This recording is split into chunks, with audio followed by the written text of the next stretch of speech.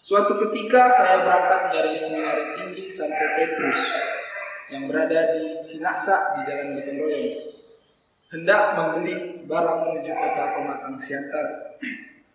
Dalam perjalanan saya melihat begitu banyak orang yang beraktivitas. Di sekitaran jalan banyak orang yang berjualan. Begitu juga dengan riuhnya jalanan, tampak aksi para supir angkot yang saling kejar-mengejar demi mendapatkan sewa. Kala itu kendaraan kami berhenti di bawah lampu lalu lintas yang sedang merah. Saya mulai melihat sekitar saya. Tanpa sengaja, saya tertegun dengan seorang bapak yang bisa dikatakan terlahir tidak sempurna seperti kita. Bapak ini tampak begitu semangat memperbaiki kendaraan pelanggannya. Ia seorang montir yang cekatan. Setidaknya itulah pendapatku sekilas ketika melihatnya. Selanjutnya, sembari menunggu lampu hijau, pandanganku terfokus ke arah lain. Tepat di samping kami ada seorang bapak yang mendekati mobil-mobil mewah seraya menyodorkan map bergambar serta plastik.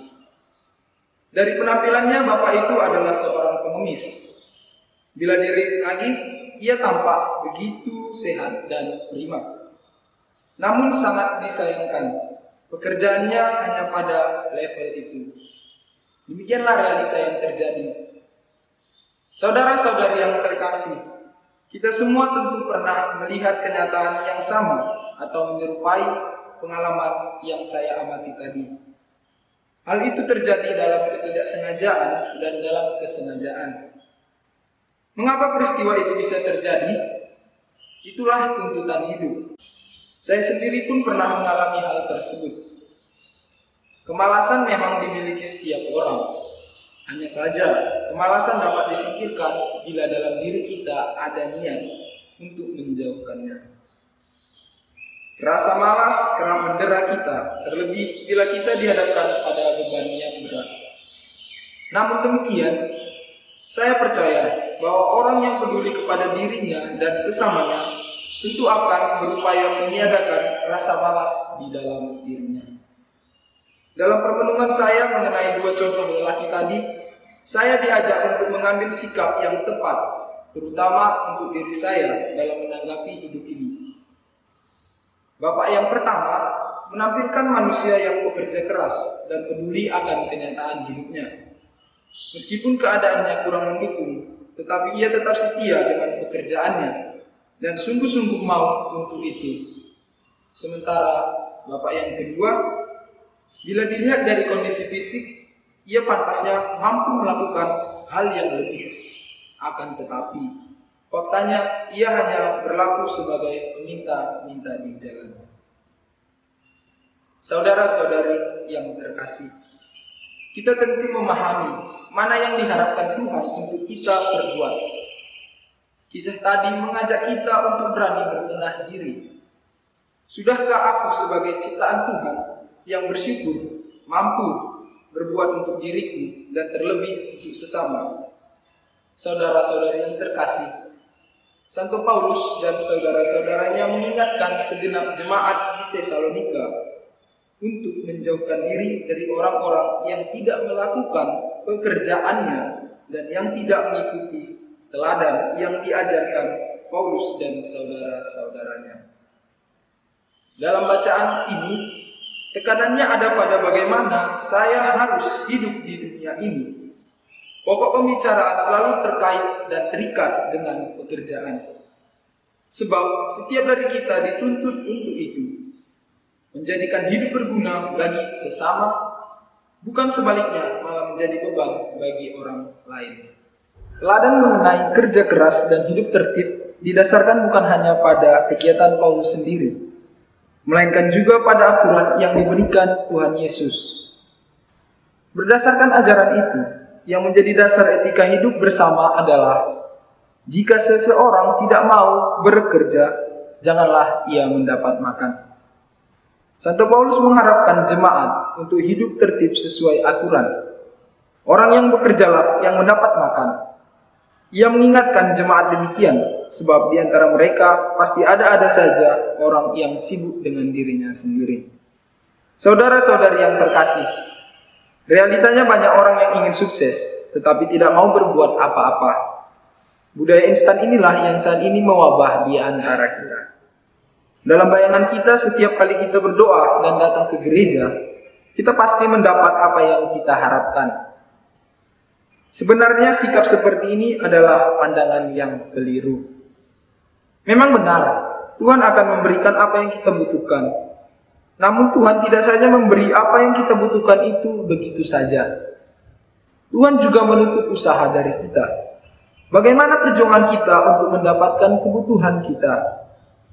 Untuk itulah dalam suratnya kepada jemaat di Tesalonika, Santo Paulus menyinggung orang-orang yang tidak tertib hidupnya, yakni orang-orang yang menginginkan sesuatu tetapi tidak berbuat apa-apa. Santo Paulus mengajak kita untuk tidak jemu-jemu bekerja, sebab dalam bekerja itu kita sedang dibentuk menjadi pribadi yang lebih baik. Bekerja bukan semata-mata untuk mendapatkan upah atau hasil, melainkan untuk pekerjaan itu sendiri, sebagai latihan diri untuk membangun sikap hidup yang diharapkan Tuhan. Orang yang tidak bekerja, biarlah dia makan dari apa yang dilakukannya. Bila tidak berbuat sesuatu, berarti tidak mendapat sesuatu. Itulah hukum alam. Demikianlah hukum hidup yang sebenarnya. Namun demikian kita sebagai seorang Katolik selalu dituntut untuk tidak jemu-jemu berbuat kebaikan. Hal ini terkadang dirasa sulit. Bagaimana mungkin kita menolong orang yang tidak mau melakukan apapun, bahkan untuk dirinya sendiri? Nah, disinilah kita sebagai pewarta cinta kasih diajak untuk bersikap bijaksana dan rendah hati. Sah-sah saja kita menolong mereka.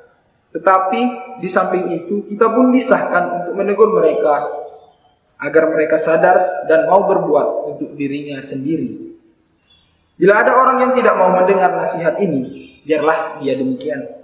Tandai dia dan janganlah bergaul dengan dia, agar ia sadar dengan apa yang dilakukannya.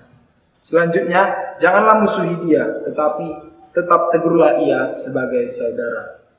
Saudara-saudari yang terkasih, dengan bacaan ini kita diingatkan kembali untuk tetap berpegang teguh pada cara hidup yang diharapkan Allah pada kita.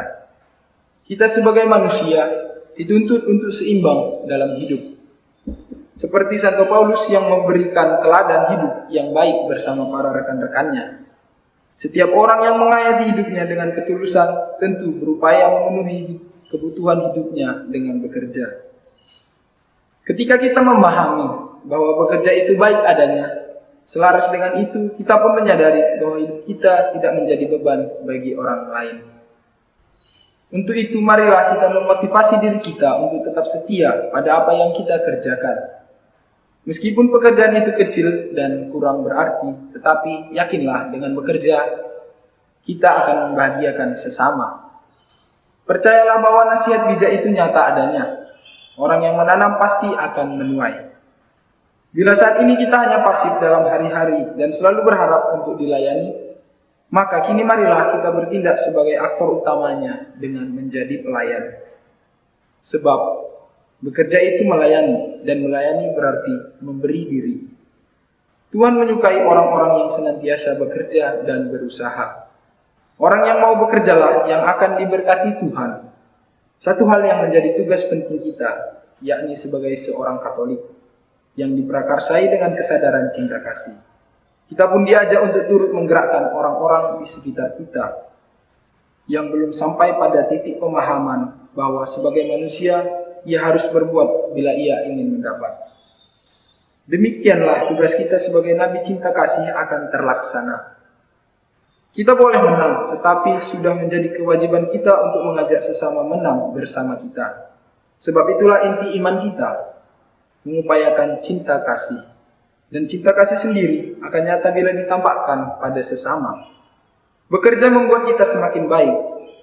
Ingat bahwa Tuhan Yesus pun tatkala memanggil murid-muridnya, para muridnya sedang dalam keadaan bekerja, bukan diam-diam saja.